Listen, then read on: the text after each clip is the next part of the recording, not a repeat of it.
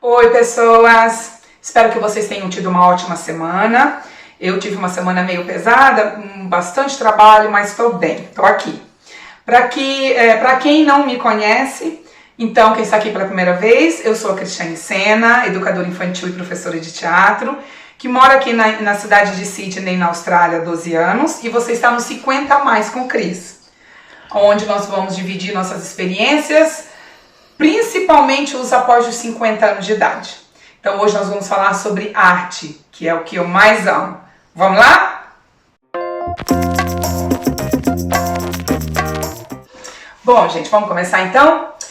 Antes de tudo, eu vou só explicar que o nome do vídeo, que é o Teatro Terapêutico que me curou, é porque eu tive que especificar o que na arte efetivamente teve esse efeito na minha vida, tá? Mas eu particularmente prefiro dizer e acredito que a arte em geral é uma terapia, né? Tanto que nós temos a arte-terapia. E aí não é só teatro, envolve música, por exemplo, artesanato, envolve outras vertentes artísticas, né? Outras formas artísticas, tá bom?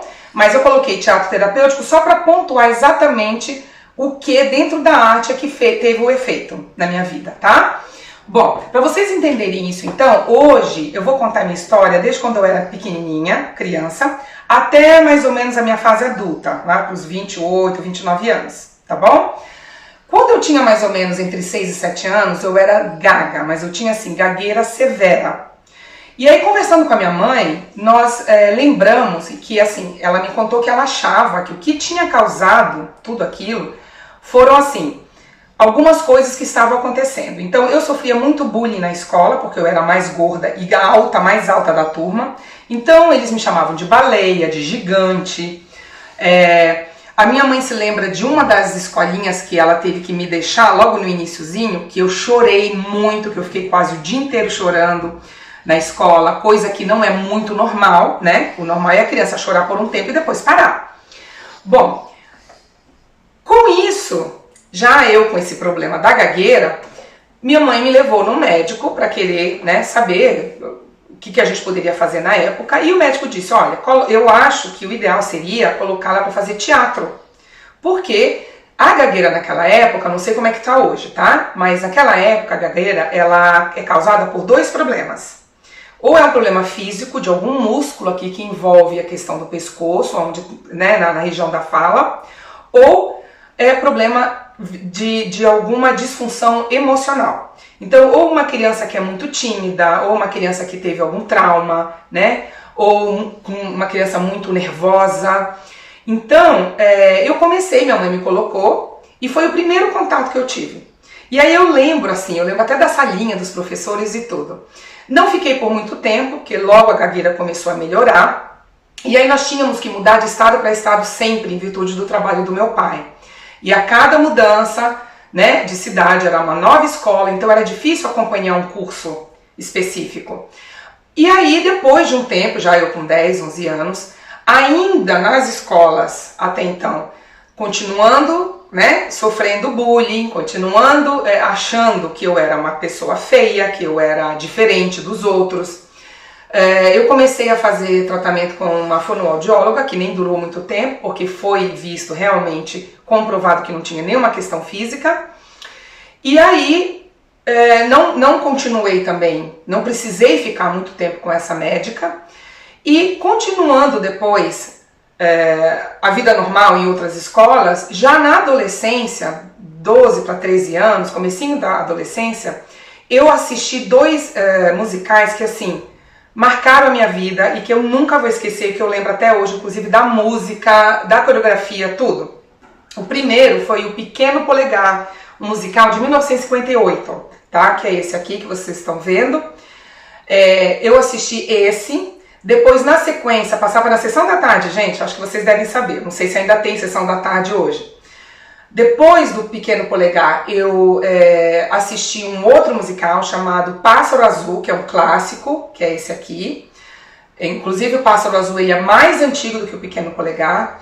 E eu me lembro do Pequeno Polegar que me chocou, que eu fiquei encantada, maravilhada, que é uma cena onde ele interage numa dança, numa coreografia, com todos os bonequinhos, os brinquedinhos dele do quarto, que à noite tomavam vida, interagiam com ele, né? E inclusive eu vou colocar na descrição os 2 vídeos, os 2 filminhos, e assistam, minha gente, colocam as suas crianças para assistir. Eu acho que a partir dos 4, 5 anos já vale a pena. É muito, muito lindo as histórias, né? Não vou contar do que se trata, porque daí vocês vão assistir, vocês vão ver. Bom, a partir de então, né, quando eu descobri todo esse mundo chamado cinema, chamado interpretação, que eu comecei a ter a real ideia do que era, isso tudo começou a me atrair. E eu comecei a frequentar peças de teatrais, nas escolas, tudo, qualquer atividade que tinha criação, que eu pudesse fazer uma pecinha de teatro, eu era envolvida. Eu sempre fui muito boa na atividade de artes plásticas, que eram artes plásticas não, educação artística, que era uma matéria que nós tínhamos na nossa escola. Bom, e aí, ainda já com todo esse envolvimento que eu tinha com relação à arte, eu ainda me sentia estranha, eu ainda me sentia feia, eu me sentia burra, eu não gostava do meu nariz, não gostava dos meus braços. E eu comecei a ter uma tendência a gostar de coisas que eram um pouquinho mais esquisitas dentro da arte. E um deles é um cantor chamado David Bowie, que já nem está mais entre nós, né? Para quem não conhece, eu nunca ouviu falar do David Bowie, é esse aqui. E como que o David apareceu para mim? Um dia eu assisti na televisão um vídeo de uma música dele chamada Space Oddity, que em português é o Espaço Estranho, onde ele canta, o nome dessa música ele fez em homenagem aos cientistas, aos astronautas que ficam muitos anos, muito tempo estudando no espaço, né? Estudando lá toda a questão do globo terrestre. E quando eu entendi a música, a letra da música, apesar de estar em inglês, mas quando eu entendi do que se trata, eu fiquei impressionada e aquilo assim me parou para pensar, meu Deus, que sensibilidade é essa que a pessoa para e faz uma homenagem àquele que está lá largado, que ninguém comenta, ninguém fala, e às vezes os caras ficam 6 meses, 1 ano lá. E eu pensei, olha a sensibilidade dessa pessoa. Eu não sei se vocês conhecem essa música, eu não sei se é a música mais popular dele, mas é uma que começa assim, Ground Control to Major Tom. E assistam também, eu vou colocar o link dessa música para vocês verem. Bom, eu me interessei tanto por essa música, tanto por ele, que eu descobri que ele é pintor, que ele era, né, ator. E aí me ganhou, porque eu pensei, só uma pessoa com todos esses múltiplos talentos para ter a sensibilidade de se preocupar em escrever algo em homenagem àquela, né, aquela população esquecida, aquele povo que eles trocam, né, não fica só lá pro resto da vida. Então, foi quando eu comecei a me interessar mais por música. Depois disso, tem uma outra cena que foram a arte da pintura. Quando eu vi pela primeira vez a pintura chamada A Moça com a Sombrinha, que em inglês é Woman with the Parasol, que é essa pintura aqui que vocês estão vendo, que é do pintor Monet, Claude Monet. Essa pintura é do século XIX, para quem não conhece. E aqui você consegue visualizar que é uma moça num campo com a sombrinha, né, o guarda-sol, e uma criança.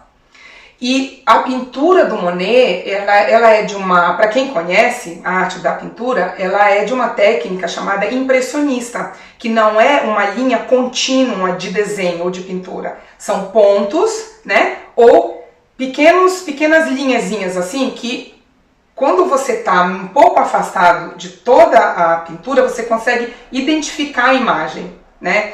Esse que é a grande maravilha para mim, quando eu vi pela primeira vez essa pintura. E eu lembro que eu estava na exposição do Monet e eu não tinha conhecimento nenhum dele prévio antes de ir assistir.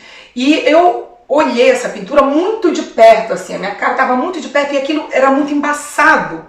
E aí uma pessoa passou por mim e falou assim, posso te dar uma dica?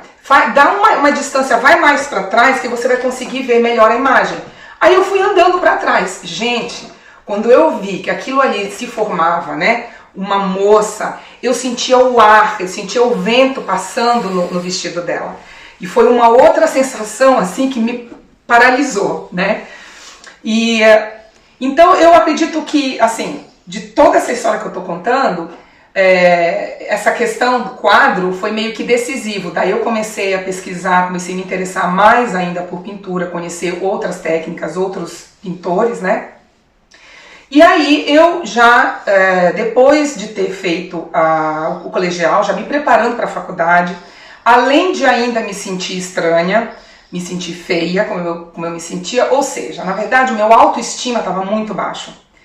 Eu estava trabalhando em empresas que eu não gostava, não estava bem com relacionamentos, com namoros, e não sabia exatamente o que fazer de carreira, de profissão.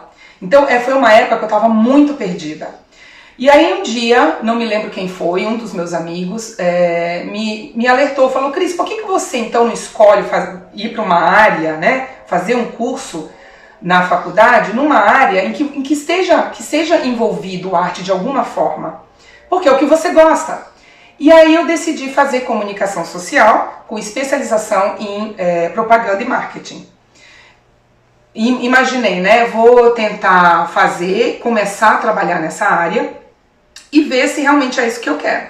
Bom, no primeiro ano de faculdade, já para finalizar, gente, no primeiro ano de faculdade eu tinha uma matéria chamada RTV, que é Rádio e TV. E o professor assistindo um dos meus trabalhos, que obviamente a RTV, a gente fazia locução em rádio sobre algum produto, e aí a gente mostrava para o professor como trabalho, ou era uma propaganda na TV. E normalmente, como ele separava em grupos, no meu grupo eu era a pessoa que ou falava ou a pessoa que interpretava, né, no videozinho da propaganda da TV. E num desses trabalhos ele olhou e ele me chamou de canto. E ele falou pra mim: Cris, deixa eu te falar uma coisa, por que você não faz teatro? Você já fez teatro? Aí eu conversei com ele e ele falou: olha, você tem uma voz que tem um tom que dá pra trabalhar e você tem uma desenvoltura na fala, quando você vai explanar um trabalho na frente dos amigos, ou quando você vai expor a sua ideia, que você tem uma calma, que a gente chama de timing, que assim, é muito nato, é muito legal de ver. Agora, obviamente, o que você precisa é melhorar, polir, né? E aí é a técnica só que vai fazer tudo isso, só que daí você precisa fazer um curso. Então, se fosse você, eu fazia teatro. Eu já tinha uns 20 e pouco, gente, acho que uns 26, 27 anos já, talvez até um pouquinho mais nessa época. E aí, aquilo ficou na minha cabeça. Eu fiquei pensando no que aquele professor tinha me dito, sabe? Por um tempo, durou assim uns 2, 3 anos.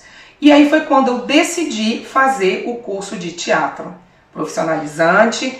Eu fui com esse intuito de tentar ver se no teatro ou eu me encontrava profissionalmente, já que eu já não estava muito feliz no curso de propaganda também, de comunicação, ou que pelo menos esse curso iria tratar essa minha sensação, esse meu autoestima, essa coisa de não me aceitar, não é? E aí a partir daí então a gente continua no próximo vídeo. Tá bom? Gente, eu espero que vocês tenham gostado. Vejam aí na descrição tudo que eu coloquei. Vejam se vocês também gostem de alguma coisa que eu apresentei aqui. Se vocês tiveram alguma experiência com relação à arte, em qualquer forma artística, escreva pra mim, me conte como é que foi. Eu vou adorar saber, tá bom? E muito obrigada então mais uma vez pela presença de todos. Então, na próxima semana a gente continua a história já a partir do primeiro ano do curso de teatro profissionalizante, tá bom? Beijo, gente. Tchau. Obrigada.